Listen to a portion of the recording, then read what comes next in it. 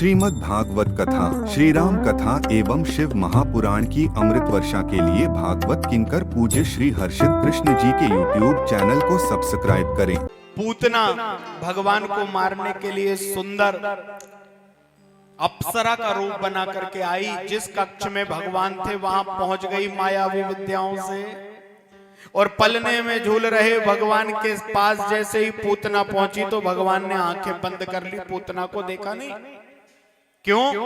बोले ये बाल घातनी है, बच्चों को मारने वाली है, और जो स्त्री बच्चों को मारने वाली हो उसका कभी दर्शन नहीं करना चाहिए, उसको देखना भी अपशगुन होता है, मानो ये बता रहे हैं भगवान।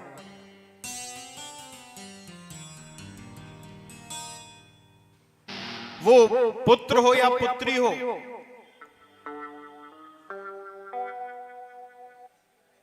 गुरुदेव कहा करते हैं महाराज कि जो गर्भ के अंदर अपनी संतान को मार दे वो कभी मां नहीं हो सकती, क्योंकि मां तो ममता की मूर्ति होती है। और जो गर्भ में यह जानकर कि ये बिटिया है, ये लड़की है, ये जानकर के यदि गर्भ में अपने बच्चे को मारने के लिए तैयार हो जाए तो वो मां हो ही नहीं सकती।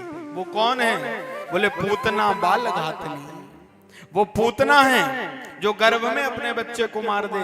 और महाराज समाज में, परिवार में, घर में, आस पड़ोस में, जानने वालों में ऐसा दुष्कृत्य कभी नहीं होना चाहिए कि गर्भस्थ शिशु को हम यह जानकर कि ये बेटी है या लड़की है तो महाराज उसे मार दें। इस पाप का प्रायश्चित नहीं है कुछ। आपको चिंता करने की जरूरत नहीं है। वो जन्म से पहले वो सारी व्यवस्था करके भेजता है। हमें और आपको घबराने की नहीं, भरोसा रखने की जरूरत है।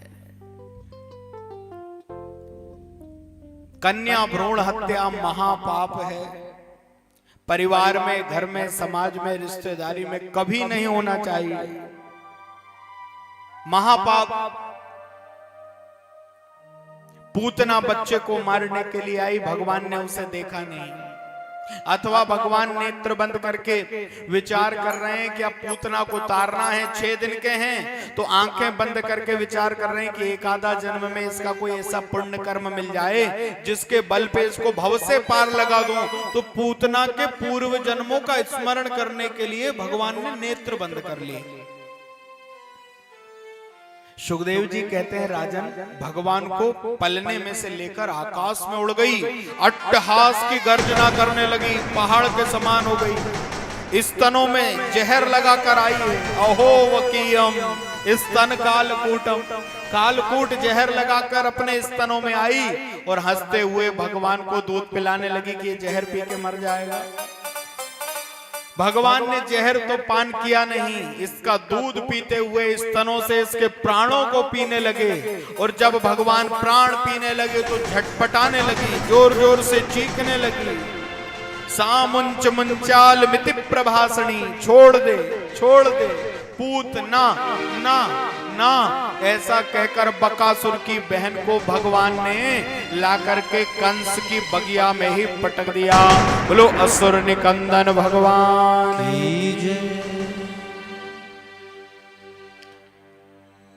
पहाड़ के समान शरीर, पूतना का शरीर श्रीमद् भागवत के अनुसार 18 किलोमीटर लंबी जगह में गिरा और 12 किलोमीटर चौड़ी जगह के वृक्षों को इसने तोड़ा है। इतना विशाल शरीर था। सुखदेव जी कहते हैं राजन, नंद राय जी वसुदेव जी के द्वारा मथुरा से भेजे गए, और इधर जैसे ही पूतना गिरी तो मैया यशोदा दौड़ी दौड़ी भागी पलना में देखने के लिए कि मेरा लल्ला डर ना गया हो, ये क्या भूकंप आ गया। मैया ने देखा पलना तो खाली है, लल्ला है ही नहीं। मैया बड़ी घबरा गई, मेरा लल्ला कहाँ है, मेरा लल्ला कहाँ है। सुकाचार्य कहते हैं राजन, दौड़ी दौड़ी मैया घबरा रही है। आकर के ग्वाल वालों ने बताया, मैया तेरा लल्ला तो वह राक्षसी की छाती पे खेल रहे हो है। दौड़ करके मैया गई, नंद बाबा भी आ गए। यशोदा, यशोदा ये कब आ गई? इसने हमारे लल्ला को ले गई और तुझे पता नहीं चला। स्वामी मैं तो जान ही नहीं पाई ये किस मायावी रूप को बना करके आई थी।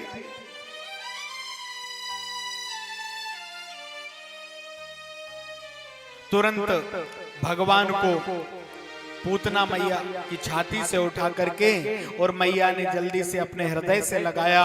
ब्रज की माताओं ने महाराज स्नान आदि कराया, गौ माता का गोबर और गौमूत्र मिलाया गया उस जल में, और गौ माता की पूंछ से नजर उतारने लगी ब्रज की माताएं।